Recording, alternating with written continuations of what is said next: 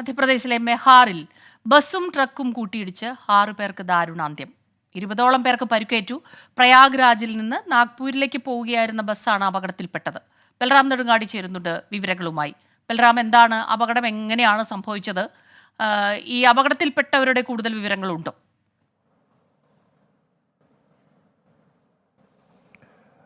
സ്മിത, മധ്യപ്രദേശിലെ മെഹാർ ജില്ലയിലാണ് ഈ അപകടം ഉണ്ടായത്. ഉത്തർപ്രദേശിലെ പ്രയാഗ്രാജിൽ നിന്നും മഹാരാഷ്ട്രയിലെ നാഗ്പൂരിലേക്ക് പോവുകയായിരുന്ന യാത്രാ ബസ്സാണ് അപകടത്തിൽപ്പെട്ടത്. ഈ ബസ് റോഡരികിൽ നിർത്തിയിട്ടിരുന്ന ഒരു ട്രക്കറിന് പിന്നിൽ ഇടിക്കുകയായിരുന്നു.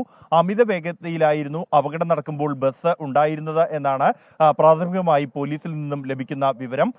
ഈ അപകടത്തിൽ ബസ്സിലുണ്ടായിരുന്ന 6 പേർ തൽക്ഷണം മരിച്ചു. തുടർന്ന് 20ഓളം പേരെയാണ് സമീപത്തുള്ള ആശുപത്രികളിലേക്ക് എത്തിച്ചത്. പോലീസ് എത്തിയായിരുന്നു ഈ രക്ഷാപ്രവർത്തനം പൂർത്തിയാക്കിയത്.